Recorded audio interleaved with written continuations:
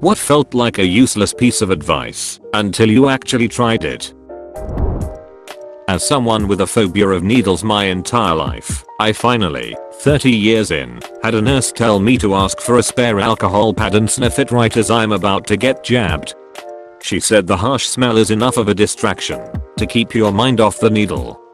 I was there for a flu shot, so I got to try it out right away. I wasn't expecting much, but it worked. I've been doing it ever since and have no trouble with shots or blood draws now, which is huge for someone they've triggered panic attacks and near fainting in before. When you are sad, eat healthy, do a lot of sport, and try to take fresh air under the sun.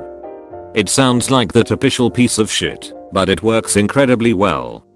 It probably is something purely chemical, so it is definitely worth a try. Keeping my shoulders back.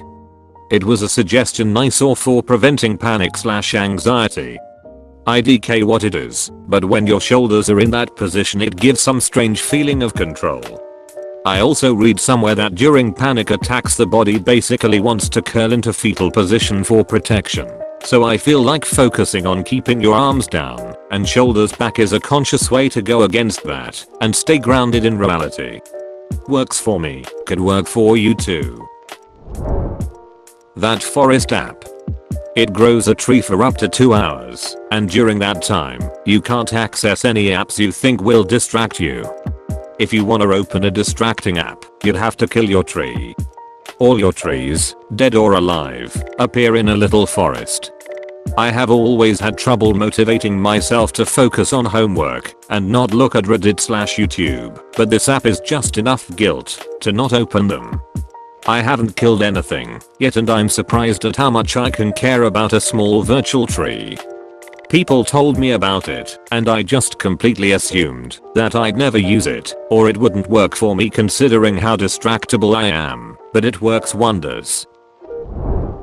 My doctor told me when I feel anxious or something like that to wiggle my toes and count them for every wiggle. It is something that distracts your mind and you can do it anywhere cause it just means moving your toes. I had a problem looking at people's shoulders while they were speaking instead of their face. I told a coworker my problem who said well just look at their ears, nobody can tell the difference. Life changing, seriously, no one can tell the difference. My mom told me to spend good money on the things that separate you from the ground. Tires, shoes, mattress. I finally bought good not cheap shoes and life was significantly better. They last so much longer and my back and posture improved too. She's not wrong about tires and a mattress either. Instead of saying, I'm sorry for being late or something, say, thank you for being patient. Didn't realize the effect that could have on people, and instead of putting yourself down, you bring another up. My dad always told me ask anyway, the worst they can say is no when buying something, or when I needed something from another person. Seemed stupid to ask if I was sure they would say no, but I was also a socially anxious kid.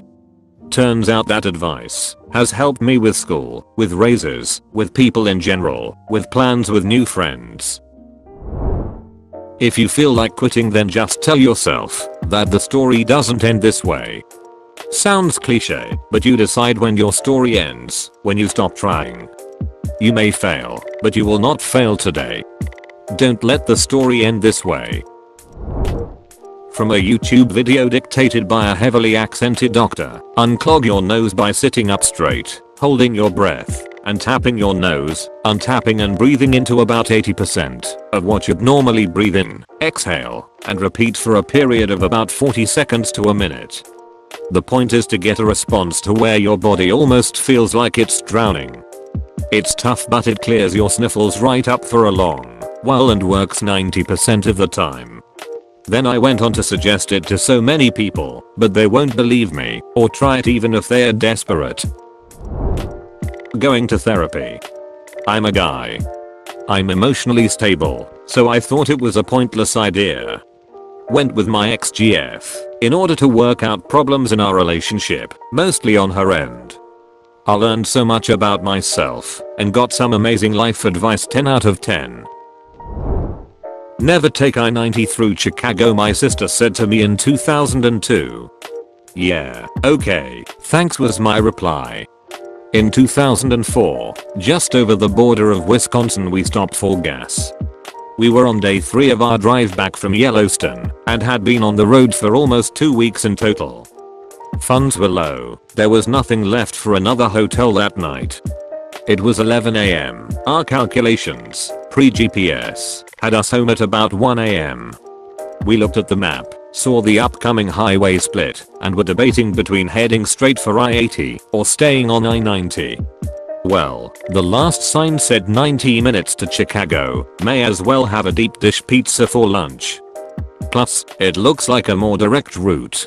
Mistakes were made. At 3 PM we had admitted defeat. There would be no lunch. The infinite traffic wouldn't allow for it. By 4 PM my will was broken. I pulled the e-brake, opened my door, and walked from the middle lane to the ditch just after a bridge to relieve the pressure in my bladder. Shortly after we would say fuck this, let's just get off here, that too was a mistake. The signs were in Spanish, the route back to the highway eluded us, we weren't even sure what time zone we were in. We asked a guy at the corner at a red light, hey man, what time is it? I'll never forget his response. Your mother. At 6:30 PM we finally drove past what is now guaranteed rate park, fully immersed in Chicago rush hour. An hour later we crossed into Indiana, broken people. We had an utterly forgettable pizza, got back on the road, and endured a drive home that lasted well past dawn. I told you to never take I-90 through Chicago, my sister said to me when I told her our tale of that day. She was right, I should have remembered that. You're not hungry, you're thirsty. I would eat a big meal and wonder why I still felt hungry. It is because I wasn't drinking a glass of water with my meal.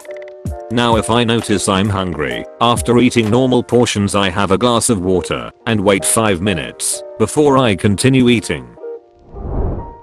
There's what you need, there's what you want, and there's what you can't afford. My dad says this all the time, and I never thought of it as useless, I just never used it. Now I have, and my money is far easier to manage. Not taking your cell phone into bed with you. After a while you will sleep much easier without the distraction and blue light shining straight into your eyes before bed.